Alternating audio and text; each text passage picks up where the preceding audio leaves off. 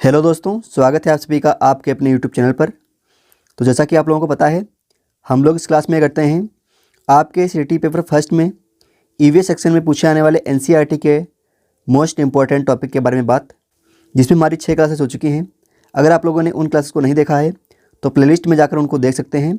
वो क्लासेज आप लोगों के लिए बहुत ज़्यादा फ़ायदेमंद रहने वाली हैं, क्योंकि आपके सीटी एग्ज़ाम में एनसीईआरटी की जो बुक चलती हैं क्लास 3rd, 4th और 5th की, उनसे डायरेक्ट 15 नंबर के क्वेश्चन पूछे जाते हैं और हम लोग उन्हीं के बारे में यहाँ पर बात करते हैं। तो देरी ना करते हुए चलिए आज की क्लास को शुरू करते हैं और आप लोग अपनी नोटबुक में इन पॉइंट्स को नोट डाउन कर लीजिएगा। आज का जो हमारा टॉपिक है वह है पर्यावरण कानून यानी इन्वायरमेंटल लॉ। इसमें लिखा गया है इस अधिनियम में 26 धाराएँ हैं जिन्हें 4 अध्यायों में बांटा गया है। आप लोगों को नोट डाउन कर लेना है। पर्यावरण संरक्षण अधिनियम 1986 जो है, इसमें 26 धाराएँ हैं और इसे 4 अध्याय में बांटा गया है। आगे लिखा गया है यह कानून पूरे देश में 19 नवंबर 1986 में लागू हुआ था। कौन सा? पर्यावरण संरक्षण अधिनियम 1986। आगे लिखा गया है संयुक्त राष्ट्र का प्रथम मानव पर्यावरण सम्मेलन 5 जून 1972 में स्टॉकहोम में संपन्न हुआ। इसी से प्रभावित होकर भारत ने पर्यावरण के संरक्षण के लिए पर्यावरण संरक्षण अधिनियम 1986 पास किया। नेक्स्ट जो अधिनियम है वह है वन्य जीव संरक्षण अधिनियम 1972। लिखा गया है भारत सरकार ने प्रभावी ढंग से देश के वन्य जीवन की रक्षा और तस्करी, अवैध शिकार और वन्य जीवन में अवैध व्यापार को नियंत्रित करने के उद्देश्य से वन्य जीव संरक्षण अधिनियम 1972 को अधिनियमित किया। तो आप लोग याद रखेंगे वन्य जीव संरक्षण अधिनियम जो है वह एक्ट कब हुआ था? वह 1972 में अधिनियमित किया गया था। नेक्स्ट है वन अधिकार अधिनियम 2006 यानी फॉरेस्ट राइट एक्ट 2006। लिखा गया है वन अधिकार अधिनियम 2006 वन संबंधी नियमों का महत्वपूर्ण दस्तावेज है। यह कानून जंगल में रहने वाले लोगों के भूमि तथा प्राकृतिक संसाधनों पर अधिकार से जुड़ा हुआ है। हम लोगों ने पिछले वीडियो में इसके बारे में बात भी करी थी। आगे लिखा गया है यह कानून पूरे देश में 18 दिसंबर 2006 को पारित हुआ और लागू कब हुआ? 31 दिसंबर 2007 को लागू हो गया। कौन सा? वन अधिकार अधिनियम। तो ये वाली कटिंग हम लोगों ने कल पढ़ी थी, जिसमें लिखा था जंगल अधिकार कानून 2007। यह कानून आदिवासियों को जंगल पर उनका हक दिलाता है। जो लोग कम से कम 25 साल से जंगल में रह रहे हैं उनका वहाँ के जंगल और वहाँ पैदा होने वाली चीज़ों पर हक है। उन्हें जंगल से हटाया न जाए। जंगल बचाने का काम भी उनकी ग्राम सभा करे। अब यहाँ पे एक पॉइंट लिखा हुआ था कि झारखंड में जंगल बचाओ आंदोलन का नेतृत्व जो था वह सूर्यमणि जी ने किया था। हम लोगों ने कल इसके बारे में बात भी करी थी। आगे देखते हैं। नेक्स्ट है चिपको आंदोलन। अब ये चिपको आंदोलन क्या है? ये चिपको आंदोलन के बारे में पढ़ लेते हैं। लिखा गया है इस आंदोलन में महिलाएं पेड़ों से चिपक कर उनकी रक्षा करती थीं। चिपको आंदोलन जो था इसमें महिलाएं जो थी वह पेड़ों से इस प्रकार से चिपक जाती थीं। जब भी लोग इन पेड़ों को काटने के लिए आते थे तो महिलाएं इस प्रकार से पेड़ों से चिपक जाती थीं, जिससे इन पेड़ों को बचाया जा सके। आगे लिखा गया है आज से लगभग 300 साल पहले राजस्थान के जोधपुर शहर के खजड़ली नामक गांव के खजड़ी वृक्ष की रक्षा करते हुए अमृता देवी बिश्नोई ने अपनी जान दे दी थी। कल वाली क्लास में हम लोगों ने डिटेल में इसके बारे में बात करी थी, आप लोग उसको देख सकते हैं।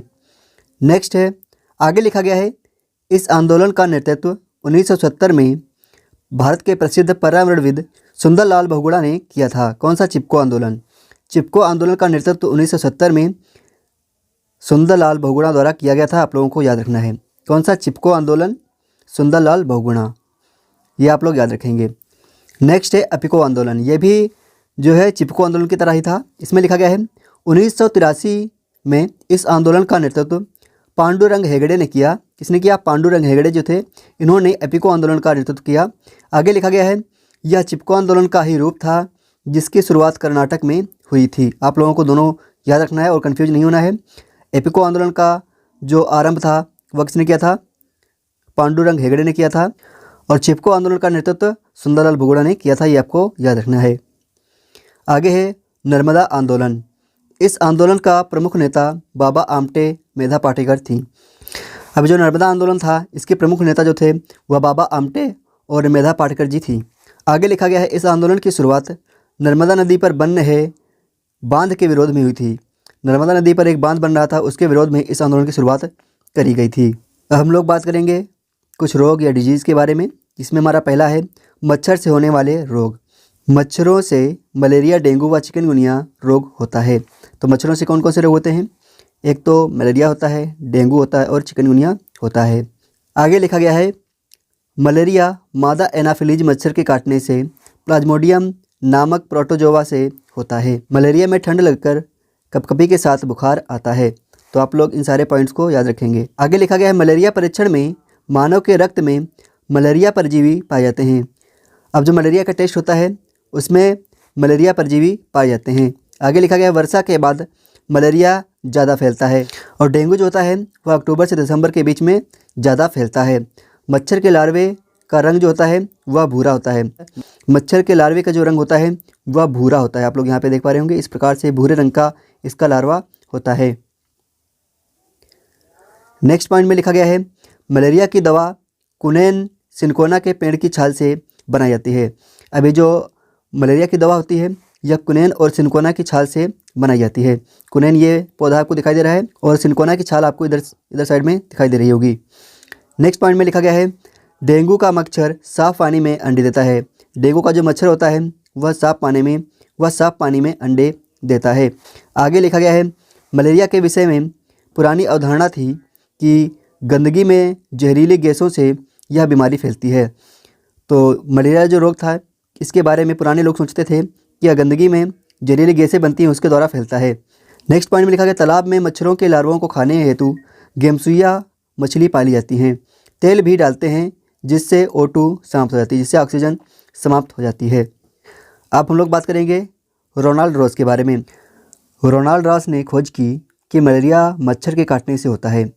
इसका पता उन्होंने सिकंदराबाद के अस्पताल में लगाया। इससे पहले लोगों को यह नहीं पता था कि मलेरिया रोग मच्छर के काटने से होता है। इससे पहले लोगों की अवधारणा यह थी कि यह रोग जो है गंदगी में जहरीली गैसों के कारण फैलता है।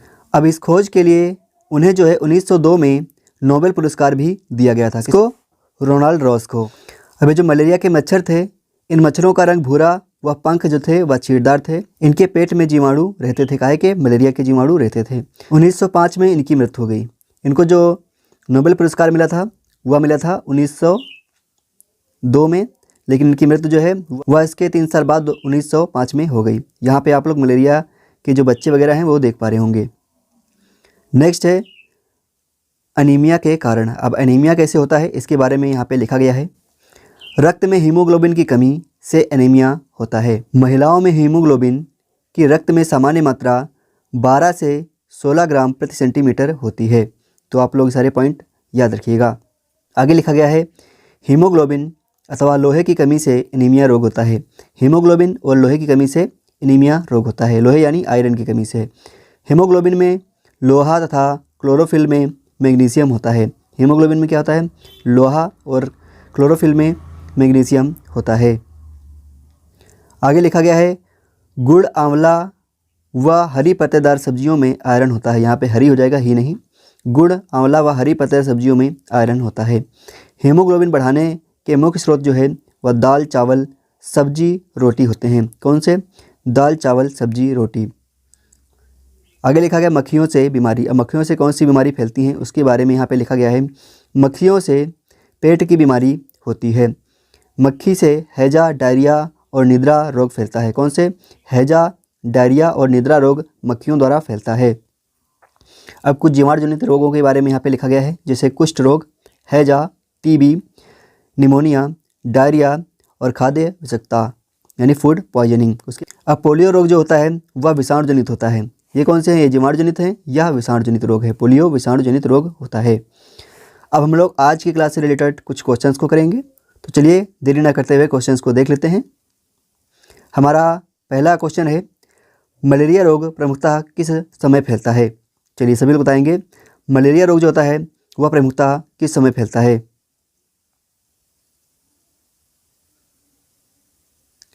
तो क्वेश्चन नंबर फर्स्ट का ऑप्शन नंबर 3 बिल्कुल सही हो जाएगा, वर्षा के बाद में फैलता है।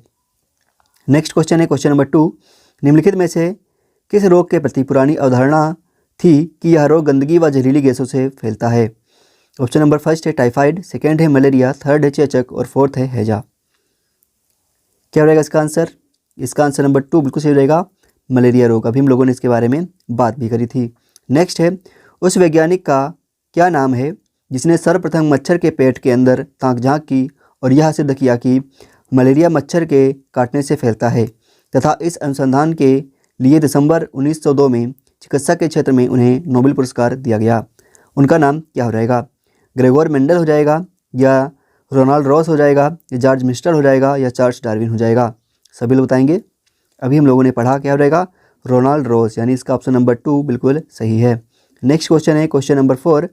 रजत ने अपने मित्र से कहा, मैं खेल नहीं सकता क्योंकि मुझे बुखार है। मैं कपकपी, बुखार, सिरदर्द और अंत में पसीना आने के चक्र से गुजरता हूँ। रक्त की जांच के बाद डॉक्टर ने मुझे कड़वी दवा दी। रजत किस रोग से पीड़ित है ये आपको बताना है। अतिसार है, मलेरिया है, हैजा है, या मियादी बुखार है? सभी लोग बताएंगे। तो क्वेश्चन नंबर 4 का ऑप्शन नंबर 3 मलेरिया बिल्कुल यहाँ पे सही हो जाएगा। नेक्स्ट क्वेश्चन है क्वेश्चन नंबर 5। मादा मच्छर रक्त चूसने का कार्य क्यों करती हैं? सभी को बताना है मादा मच्छर जो होती हैं वह रक्त चूसने का कार्य क्यों करती हैं।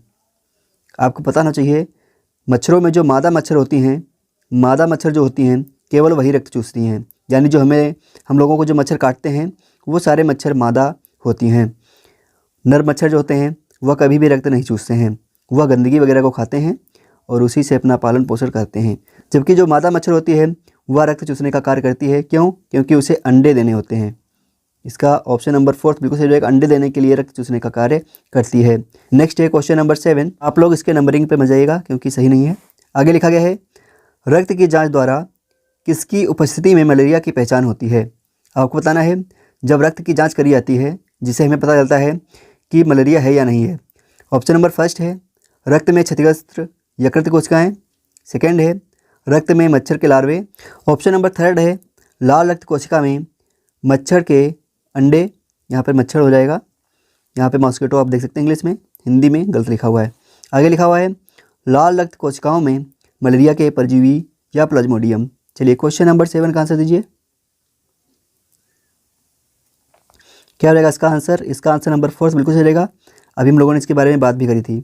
लाल रक्त कोशिका में मलेरिया के परजीवी पाए जाते हैं। नेक्स्ट क्वेश्चन है किसके नेतृत्व में जंगल बचाओ आंदोलन को बल मिला? ऑप्शन नंबर 1 है अमृता देवी बिश्नोई। सेकेंड है सूर्यमणि। थर्ड है A.K. बनेट और 4th है सुंदरलाल बहुगुणा। चलिए इस क्वेश्चन का आंसर दीजिए सभी लोग। इसके क्वेश्चन की जो नंबरिंग है इस पर मजा आइएगा, ये क्वेश्चन इधर के उधर हो गए हैं। क्या रहेगा इसका आंसर? इसका आंसर नंबर 2 बिल्कुल सही रहेगा। अभी हम लोगों ने देखा सूर्यमणि। नेक्स्ट है नीचे दिए गए पैराग्राफ पढ़िए फिर इसका आंसर दीजिए। लिखा गया है यह कानून आदिवासियों को जंगल पर उनका हक दिलाता है। जो लोग कम से कम 25 साल से जंगल में रह रहे हैं उनका वहाँ के जंगल और वहाँ पैदा होने वाली चीज़ों पर हक है। उन्हें जंगल से हटाया न जाए। जंगल बचाने का काम भी उनकी ग्राम सभा करे।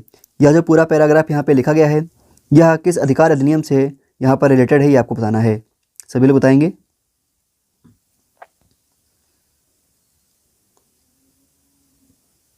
तो इसका आंसर नंबर 2 बिल्कुल सही हो जाएगा। जंगल अधिकार अधिनियम या वन अधिकार अधिनियम 2007 हम लोगों ने इसके बारे में बात भी करी थी। तो ये थी आज की हमारी क्लास। आई होप आप लोगों को क्लास अच्छी लगी होगी। अगर आपको क्लास अच्छी लगी है तो क्लास को लाइक करने के साथ में चैनल को सब्सक्राइब करिएगा और कमेंट बॉक्स में एक अच्छा सा कमेंट लिखिएगा जिससे हमें मोटिवेशन मिलता है ऐसे ही आप लोगों के लिए और ज़्यादा मेहनत करने के लिए। अगर आप लोगों को CTT के लिए बेस्ट नोट्स चाहिए तो आप लोग हमें व्हाट्सएप कर सकते हैं। हमारा व्हाट्सएप नंबर है 7704997576 इस नंबर पर व्हाट्सएप करके आप हमारे पेड नोट्स खरीद सकते हैं। ये नोट्स रहने वाले हैं, ये फ्री नोट्स नहीं हैं, ये पेड नोट्स रहने वाले हैं और ये नोट्स CTT के लिए बेस्ट नोट्स हैं।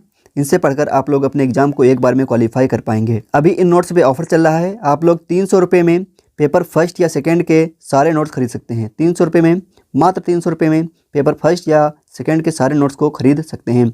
तो देरी मत कीजिए, जल्दी जाइए इस नंबर पर व्हाट्सएप मैसेज कीजिए और नोट्स को खरीद कर अपनी तैयारी कीजिए और एक बार में अपने एग्ज़ाम को क्वालिफाई करके निश्चिंत हो जाइए। तो अगर आपको CTT एग्ज़ाम को एक बार में क्वालिफाई करना है तो ये नोट्स आपके लिए बहुत ज़्यादा इंपॉर्टेंट रहने वाले हैं। दिए गए नंबर पर व्हाट्सएप मैसेज करके आप इन नोट्स को खरीद सकते हैं।